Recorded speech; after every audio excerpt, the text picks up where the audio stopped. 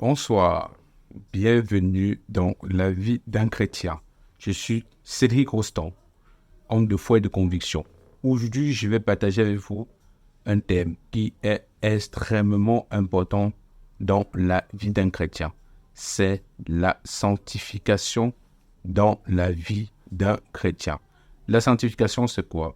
Je vais tout simplement relater une petite parole extraite de la Bible. Rechercher la paix avec tous et la sanctification sans laquelle nul et personne ne verra Dieu. Ça veut tout simplement dire que la sanctification est au cœur de la foi du chrétien. Je vais expliquer cet élément avec une généalogie. À l'origine, il y a de cela très longtemps dans le peuple d'Israël, dans le peuple hébreu, plus précisément, le peuple d'Israël, il y avait un fils, Lévi, précisément un des 12 enfants de Jacob, plus précisément. Et de là, il y a eu une descendance. Celui de Moïse venait de Lévi, plus précisément. Et Moïse a cheminé dans le désert avec le peuple de Dieu. Et il a tissé une alliance avec Dieu. C'est l'alliance des Lévitiques. L'alliance lévitique. Et dans cette alliance, il a eu à sa compagnie, il a cheminé avec Aaron. Et de là, Dieu va tout simplement décider de mettre Lévi à part. C'est de là qu'on remonte à des milliers d'années plus tard avec le fameux temple qui a été fait par, nous le connaissons si bien dans l'histoire, qui a été imaginé par le roi David et qui a été édifié par Salomon. Dans ce temple, il avait tout simplement des consignes bien précises qui venaient de Dieu. C'est qu'il fallait partir avec l'agneau, des moutons, etc., des colombes, pour aller dans ce temple, rencontrer un prêtre, et en fonction du type de péché qu'on a commis au cours de l'année, se purifier. Donc, c'était comme une alliance entre Dieu et les hommes pour se purifier, pour se laver de ces différents péchés. Et quelques milliers d'années plus tard, avec l'avènement de Jésus-Christ, Jésus-Christ a déclaré que les vrais adorateurs sont ceux qui adorent Dieu en esprit et en vérité. Donc les vrais adorateurs ne sont plus ceux qui vont dans un temple ou bien qui vont avec des agneaux, etc., pour adorer Dieu, mais sont ceux qui se sont consacrés et qui ont tissé une alliance avec le Dieu suprême et qui décident de se purifier grâce à cette alliance qu'ils ont fait avec Dieu. Voilà pourquoi, de façon globale, pour le chrétien, l'alliance que nous faisons, c'est avec Jésus-Christ au travers de son sang qui coule sur la croix. Jusqu'aujourd'hui, nous, en tant que chrétiens, nous avons cette image qui est crucifiée et qui a ce sang éternel qui coule sur la croix. Parce que pour le chrétien, Jésus-Christ, c'est Dieu.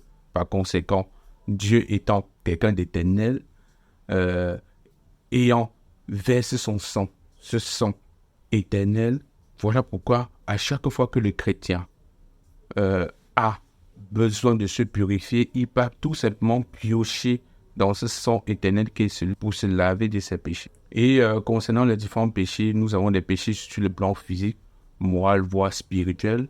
Et seul le sang de Jésus-Christ nous permet de nous purifier de nos péchés. Moi, par exemple, lorsque j'ai décidé d'accepter Jésus-Christ, quelques années plus tard, du moins quelques mois plus tard, j'ai eu le non-temps des routes. Quelques mois plus tard, j'ai reçu une voix qui me disait il faut se sanctifier.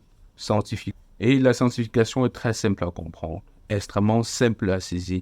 Il suffit tout simplement de mettre sous forme de notes les différents péchés que l'on a commis, que ce soit en pensée, en parole, en action. On met ça sur un bout de papier pour ne pas l'oublier tout simplement. Et puis, invoquer le sang de Jésus-Christ afin que le sang de Jésus-Christ vienne nous purifier de chacun de ses péchés. Et lorsqu'on s'est purifié de ce péché, ça vise aussi à briser les liens qu'on a avec les forces des ténèbres, venant de Satan plus précisément, parce que le péché, c'est décider de se mettre en esclavage à un autre homme. Lorsqu'on pêche, on décide d'être esclave du péché, par conséquent esclave de Satan, et seule la sanctification vient nous libérer. Et Jésus-Christ étant un bon maître, lorsqu'il nous libère, il nous donne notre liberté.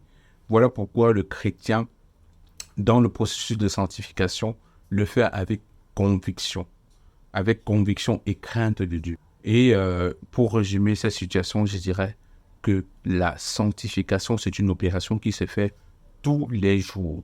Ça se fera jusqu'à le jour de la mort du chrétien, plus précisément la mort physique, puisque le chrétien croit de tout son être qu'après ce qu'il vit d'ici-bas, dans ce monde charnel, il a l'espérance de la vie éternelle. Merci d'avoir écouté cette vidéo. N'hésitez pas à cliquer et à partager. Merci et passez une soirée magnifique. Sachez tout simplement que chaque jour est une vie. Au revoir.